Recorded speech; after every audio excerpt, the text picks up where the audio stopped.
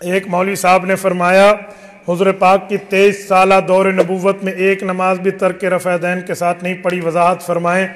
اس لفظوں کے ساتھ پیغمبر کی صحیح حدیث دے دیں کہ حضور نے پوری زندگی میں رفع دین کبھی نہیں چھوڑا، خدا کی قسم میں تیری بات مان کے تیرے ہاتھ پر بیعت کر لوں گا۔ سبحان اللہ۔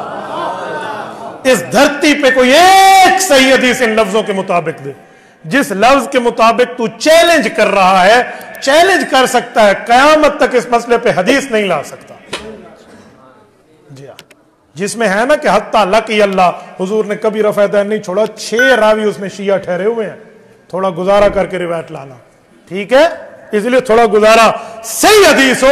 اس دھرتی پر خدا کی قسم بخاری کی بات نہیں لگاتا شرط، مسلم کی نہیں لگاتا، ابو داؤد، ترمذی، نسائی، ابن ماجہ کی نہیں لگاتا، اس دھرتی پہ کوئی ایک صحیح حدیث ہو کہ حضور نے کبھی رفع دین نہیں چھوڑا، ہمیشہ کیا ہے۔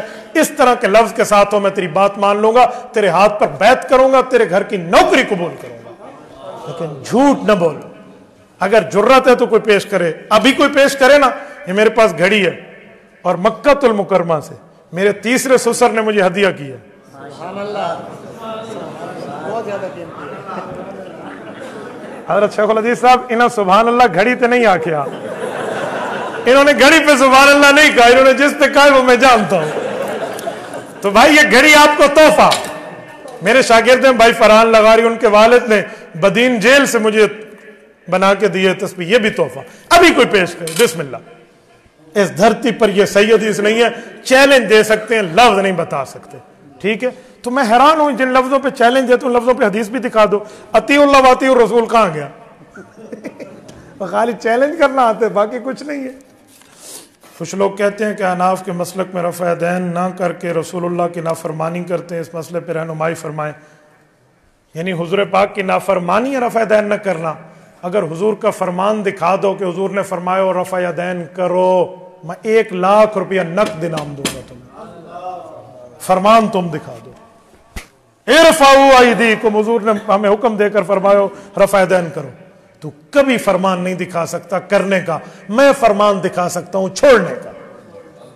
صحیح مسلم جلد نمبر 1 صفحہ نمبر 181 کتاب الصلاۃ، حضرت جابر ابن سمرہ فرماتے ہیں خرج رسول اللہ صلی اللہ علیہ وسلم وکنا صلینا، حضور پاک تشریف لائے، ہم نماز پڑھ رہے تھے، حضور پاک نے فرمایا مالی اراکم رافعی ایدیکم کانہا اذناب خیل شمس اسکنوا فی الصلاۃ، کہا یہ تم شریر گھوڑوں کی طرح دم ہلا رہے ہو، نماز میں رفع دین نہ کرنا، سکون سے نماز پڑھنا۔ یہ پیغمبر کی صحیح حدیث ہے، صحیح مسلم ہے، جلد اول ہے، صفحہ 181 ہے، کتاب الصلاۃ ہے۔ کہتے ہیں اس حدیث پاک کی اگلی حدیث ہے کہ وہ سلام مراد ہے، تو میں نے کہا اگلی حدیث کا مسئلہ اور ہے، یہ حدیث میں سلام کا لفظ نہیں ہے۔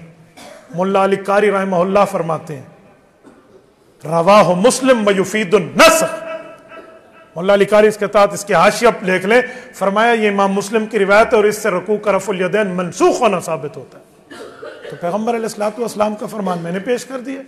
اچھا ایک بندے نے تو مجھے یہاں تک کہا کہ مولانا اس حدیث میں ہے گھوڑوں کے دم کی طرح نہ ہلاؤ، تو گھوڑا دم جو ہے وہ دائیں بائیں ہلاتا ہے، اوپر نیچے نہیں ہلاتا، تو رفع دین تو اوپر نیچے ہوتا ہے، تو پھر یہ گھوڑے کا دم کیسے ہے؟ میں نے کہا سادے بندے، سرور کائنات اس دھرتی کے سب سے عقل مند فرد ہے، حضور پاک نے گھوڑا نہیں فرمایا، شریر گھوڑا فرمایا، خیل شمس، خیل نہیں ہے، شریر گھوڑا ہمیشہ دم اونچی اٹھاتا ہے۔